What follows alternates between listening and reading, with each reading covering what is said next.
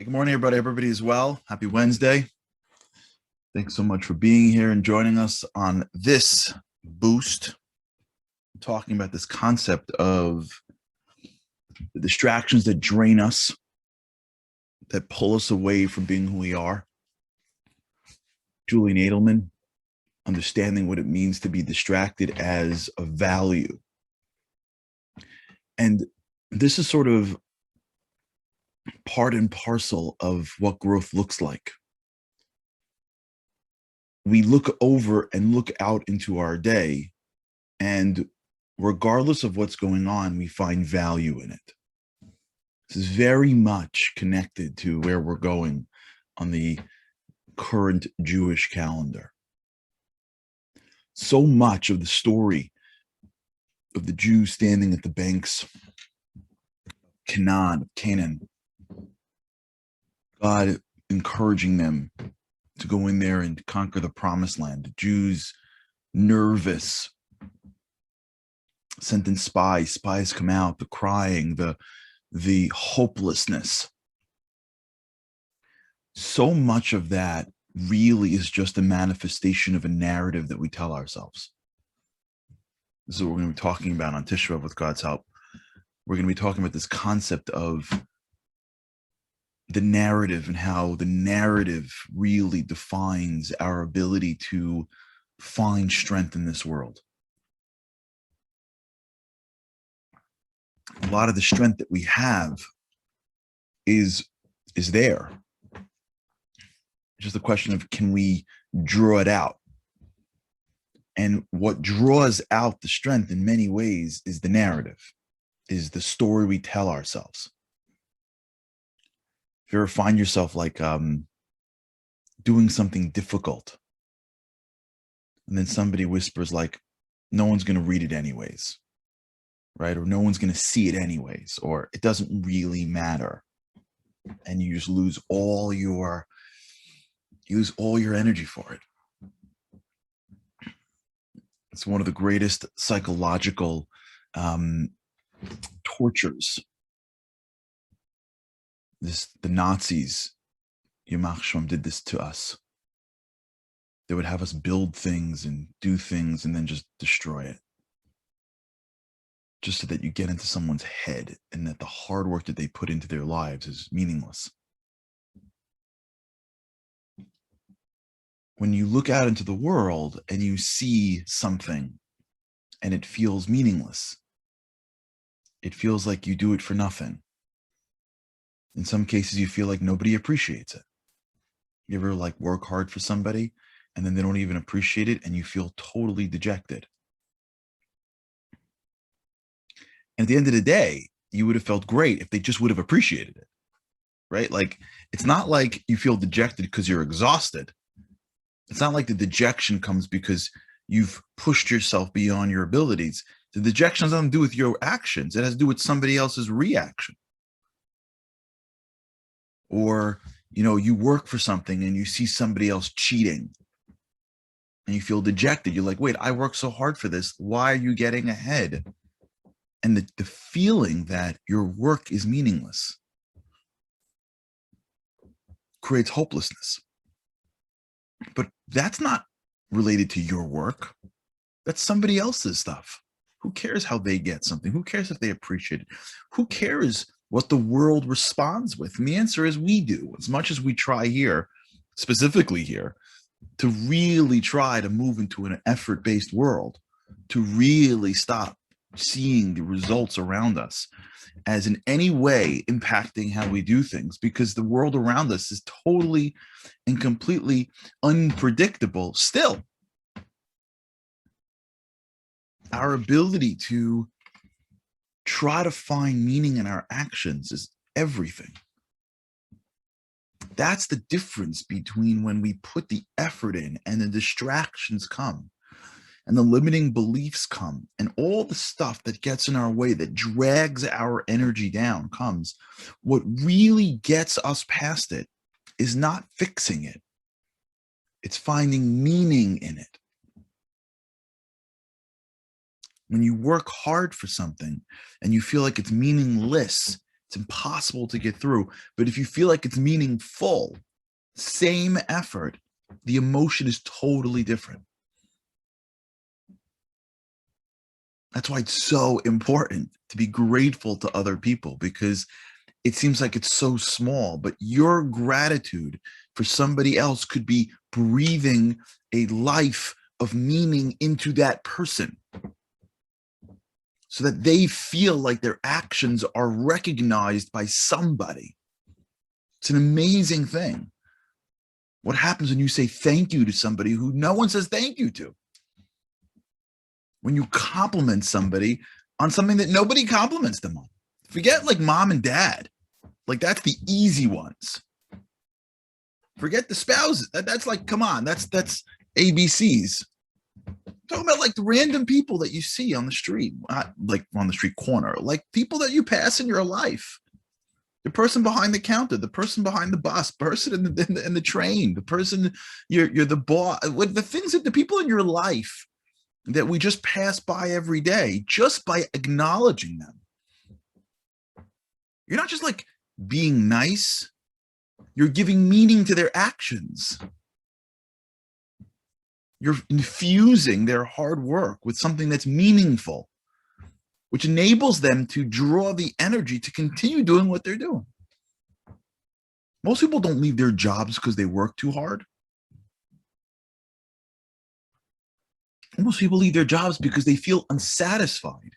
And the reason why they feel unsatisfied is because most people work in jobs where they're not getting any real feedback. Most companies are being staffed with people that are not getting feedback on anything. They don't really have any real reviews, so they don't know how they're doing. And the people around them assume that whenever they do something good more than once, that that's going to be now the standard. And whenever they do something that's wrong, that gets highlighted. Many, if not most, of the people in America are working in a job with no positive feedback. And then like the employer thinks like if I make like a Cinco de Mayo party, or I throw a nice holiday party, or, you know, I do something else once or twice a year and like I'm sort of there and I sort of give them like the afternoon off and pay for food, that it's all good. And the employee's like, can somebody please tell me how I'm doing? Good, bad, or indifferent? Give me something so I know that every day when I go to work, it means something. What drives us is the meaning behind our efforts. And when you live your life and you are being drawn backwards and forwards, a lot of it is because there's no meaning to what's happening right now. And the reason is because you can't ascribe the meaning to it yet. Because usually if you're doing it yourself, the only way you can ascribe meaning to something is afterwards. Do you know how many times I speak to people, and I'm a perpetrator of this. I hated working in the big firms. Hated it. The big law firms, for me at least, was like, you know, golden handcuffs. And it was only till later when my peers and friends started to become partners did I fully appreciate what I did wrong when I got there. When I was working in these firms, the work was so unpredictable and so difficult and so long and so unappreciated. At least the place that I worked, completely unappreciated. You can literally work 20-hour days and like no one's like, good job. You could be sitting at your desk. It's like 8 o'clock at night. It's 8 o'clock at night. It's not 5 in the afternoon. I'm saying the afternoon. It's 8. And some partner could walk in, like drop a brief on your desk and be like, oh, by the way, I need this for the morning. And you're like, what? And he's ready out. He's ready down the hall. How many times that's happened to me? And then you pick up your phone to your wife. You're like, yeah, I'm not coming home tonight. I'm going to come in the morning so I can pray and just take a car right back. Then when you're given the memo, you're not going to get, you don't get like, wow, thank you. I know someone shrugs. At least that was my experience. Maybe for those that are working in law firms that are more humane, maybe today it's more humane. Who knows? Maybe it's just my personal experience. And later on in life, when I was talking to my peers that stayed in the system, they were giving me a perspective that I never thought of before, which is I was ascribing value to my actions based on the feedback of my superiors. And so sitting at 9 o'clock at night, sitting at 11 o'clock at night, and working on something was being done, the meaning that I was deriving from it was the approval of someone above me, because in that world, in order to make it, someone else has to like you. Ken knows what I'm talking about. In that world, the world that I grew up in, my business life started in an institution. And the way institutions work is you don't make it unless someone above looks down and goes, this guy's good, or this woman's good. And then you climb the ranks. You never do it on your own. It's not an entrepreneurial place. It's a institutional place. So I was ascribing the meaning of my work to the feeling of somebody else. And so when I was working week after week, night after night, and the people that were above me, really, like, this is what they went through. Like, they weren't like, what wonderful. It was sapping me of my energy, because the meaning that I was giving to my work was based on the approval of somebody else. Later in life, when my peers, some of them became partners, and they were explaining to me the same frustrations that they are having with associates. I was explaining to them what's lacking, and what they were responding back with, which is fairly typical, but still very insightful, is that if you would realize just how much you can grow intellectually by pushing yourself at this level, at these many hours, at that age, it's going to catapult you wherever you go. So the 9 o'clock, eighth cup of coffee, in which you have to focus your attention on a document that you don't want to read in order to find something that is right or wrong, because in the morning, someone else's money is on the line. If that's being done for the approval of some partner who doesn't give it to you, every second of that is painful. But if that's being done because you're saying, I don't know what this will be in my career, but I'm building myself up to be a person who can concentrate, who can think, who can analyze under stress, without sleep, with tons of caffeine. The value, I don't know the value yet, but there's value to my actions beyond whether somebody approves it. If you would think that way, the partners are telling me, you wouldn't need someone to approve you. You wouldn't be miserable all day. You would see this as a temporary, and let's assume you're leaving in 2 to 3 years. I had lasted longer. But look, even if you last for 3 years, you would see it as an exercise of which there are meaning. But you can't ascribe meaning today to your actions, because the only way you know something is meaningful is when you value it later on.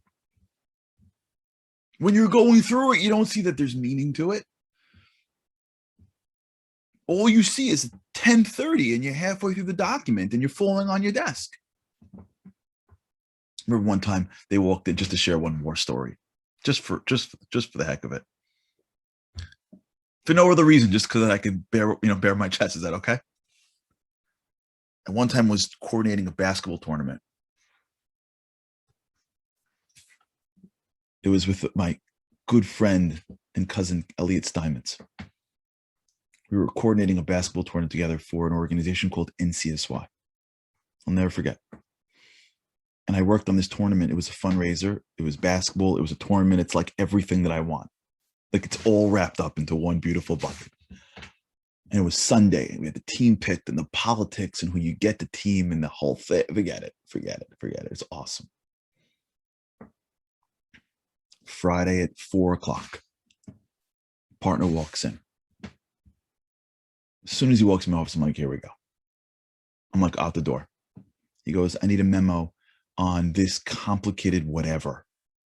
there's a piece of this document that's like some kind of like mathematical whatever. I need a memo about it. The client doesn't understand it. We're meeting Monday at 10 a.m. I look at the document. I'm like, Monday at 10 a.m. It's Friday at 4. He's like, yeah. See you Monday. I'll never forget. I wasn't working on Shabbat. That's for sure. I go home. On the way home, call whoever. Saturday night, I go to the office. And I don't leave until Sunday night. Straight. To get it done by Monday at 10 a.m. He looks at the memo. I'll never forget.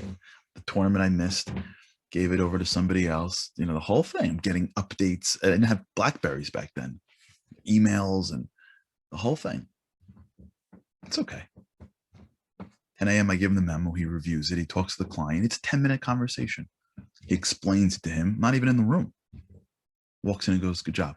Walks right out. I'm like, thanks. Like, that was what it was like. I'm thinking of the tournament the whole time. I'm not thinking about dealing with stress, focusing, the value of what it means to focus when my brain is pulling me to a basketball tournament, to being home, to Sunday, to sleep, to normalcy. All of those thoughts that distract, that drain the battery. If I would just have looked down at that doc and been like, I'm going to gain something valuable today. I don't know what, but I'm getting something valuable here. I'm building myself up into someone who can concentrate, who could do something difficult when I don't want to do it, who could put my head down when everyone's playing outside, who could focus on something when it's not fair, when it's not perfect, when it doesn't make sense. If I could have done that, what I would have gained from that experience is so much more than what I got out of that experience, which is, this is terrible. I couldn't ascribe the meaning because I was in it. Decade later, I can look back and go, it's a tournament. Every year we had a tournament. This is my job. I gained more from that experience of living with my best friend Black Coffee and trying to figure out something that I never even thought of before. I gained so much more from that experience than going home another Sunday in a tournament. Of course I did. But when I'm in it, I can't ascribe meaning to it. And that's the quagmire that we're all in. That when we're in it, we can't ascribe meaning to it. So we don't appreciate it. So it distracts us and it drains us. And we spend our time going, I wish I would have, and I wish I would have. And I remembered yesterday, and I hope this doesn't mean anything. Like, this is a waste of time. I can't. We live in a world that when we're in something, because it doesn't make sense to us while we're in it, we don't ascribe meaning to it. And when you don't ascribe meaning to it, you can't draw the effort out of it. Because meaningless activity drains our battery more than anything in the world. And then later on in life, you look back and go, oh, yeah, I wish I would have done that better. And my parents tell me, oh, yeah, I wish when our kids were little. Well, why did you do it when your kids were little? Because when they were little, it was hard. And I didn't see the meaning of, playing on the floor. Oh, when they're older, then I saw the meaning. So it always works that way. I wish when I started my career, I would have. I wish I would. We're always looking back and going, oh, yeah, had I done that. We're doing that because we can't ascribe meaning to things while we're going through them, because when we're going through them, we're too busy going through them. Only later in context do we realize the value of experiences that we have. And so we're stuck. When we're going through it, since it's not meaningful to us, we don't give it our all. And then later on, we don't have the experience anymore. It's too late. It's done already. And we go round and round. What's the answer? I'll give you a line and then we'll talk about it tomorrow with God's help. The rabbis teach us. The great sages teach us. Who is wealthy? Who is wealthy?